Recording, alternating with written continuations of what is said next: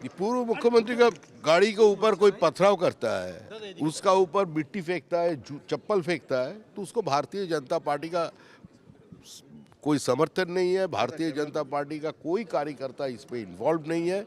और हम लोग ये नहीं चाहते हैं जे ये राज्य की कोई पूरी मुख्यमंत्री, एक महिला मुख्यमंत्री, उसका साथ ऐसा व्यवहार किया जाए।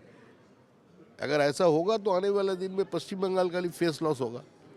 हम लोग इस घटना की निंदा करते हैं। अगर ऐसा हुआ है, मेरे पास पूरा जानकारी नहीं है, या हुआ है तो शुभेंदु अधिकारी जी का जो पुलिस है वो तुरंत इसका खिलाफ कार्रवाई करेंगे। ওনার কোনো বক্তব্যের গ্রহণযোগ্যতা আজকে আর নেই।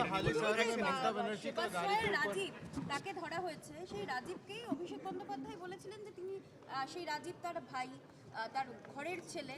এখন রাজীবের সমস্ত বিষয়ে তারা অস্বীকার করছেন। সেই জায়গায় রাজীব দেখুন, এরা কি করেছে প্রত্যেক মানুষের জানা। তৃণমূলের ১৫ বছরের অপশাসন ৩৪ বছরের বাম জমানার অত্যাচারকে ভুলিয়ে দিয়েছিল। তো সুতরাং তৃণমূলের এই পাপ কোনোভাবে মোছা যাবে না। তৃণমূলের যে অত্যাচার, কি নির্যাতন চালিয়েছে বিজেপির ওপরে, সাধারণ মানুষের ওপরে, আরেকটু অপেক্ষা করুন, কত কিছু বাইরে আসবে সেটা দেখতে পাবেন। একটা ঘটনা আপনি বললেন যে আপনার নাম করে কেউ কোনো প্রজেক্ট থেকে টাকা তুলছিলেন, আপনি পুলিশকে অ্যাকশন নেওয়ার জন্য বলেছেন। একটু যদি বলেন যে কি করছিলেন তারা? নর্থ বেঙ্গলের কথা আপনি বলছিলেন যে কেউ দলের নাম করে, না না, দলের নাম করে, আমার নাম করে আমার ক্লোন তৈরি করে ছবি দিয়ে টাকা বিভিন্ন জায়গায় সে টাকা চাইছিল। তারপরে যখন আমি সাইবার থানায় আমার অফিস থেকে কমপ্লেন করা হয়, দেখা যাচ্ছিল ফোনগুলো আসছে শিলিগুড়ি, জলপাইগুড়ি থেকে, এবং অবশেষে সেই ব্যক্তিকে গ্রেপ্তার করা হয়েছে হাওড়া শালকিয়া থেকে। এরকমভাবে আজকে সকালেও আমার নাম করে একটি প্রজেক্টে গিয়ে বলা হয়েছে যে রাজ্য সভাপতি বলেছে প্রজেক্টের কাজ বন্ধ রাখতে। তো আমি জানি না ঘটনার বিন্দু বিসর্গ। আমি পুলিশকে ফোনে জানিয়েছি যে এর বিরুদ্ধে ব্যবস্থা নেবে, এবং আমি মুখ্যমন্ত্রীকেও অনুরোধ করেছি, কারণ তিনি তো মুখ্যমন্ত্রী, পুলিশের দায়িত্ব তার হাতে আছে, যে যদি রাজ্য সভাপতির নাম করে কোনো জায়গায় আমার কোন বন্ধ করতে যায়, জায়গায় যেন অবিলম্বে গ্রেপ্তার করা হয়।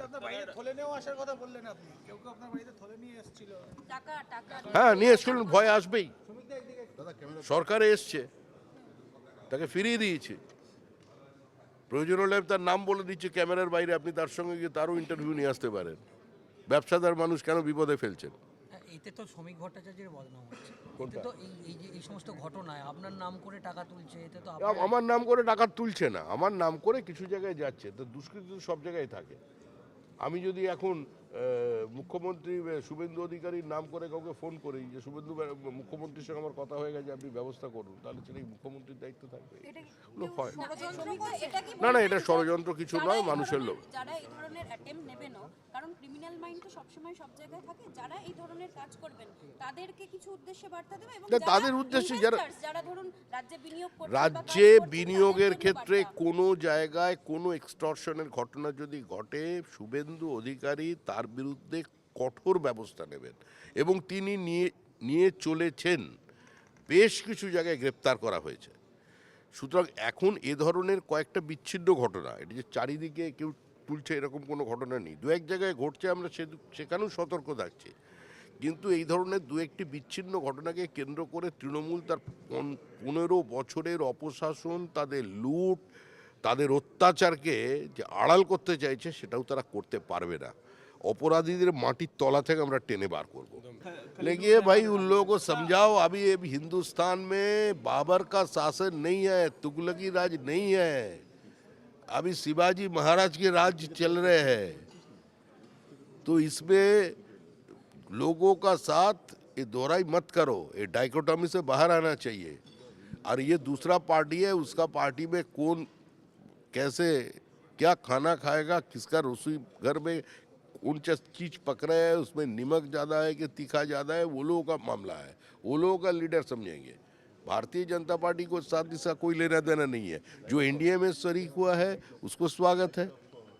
भारतीय जनता पार्टी का कोई बात आप पूछना चाहते तो हमसे कर सकते हैं। हम सब यही बोल सकते हैं आपको, जो दिल्ली से कलकत्ता का दूराई 1500 किलोमीटर से करीब है, तो ये भी रास्ता बहुत सीधा नहीं है। विटनेस मल्लिकार्जुन खड़गे कह रहे हैं कि प्रधानमंत्री को हाउस में आना चाहिए और राम तो मंदिर बहुत- चोरी को लेके हाँ? रिप्लाई देना चाहिए। वो तो बहुत बोलने दीजिए ना, उसको बोलने दीजिए।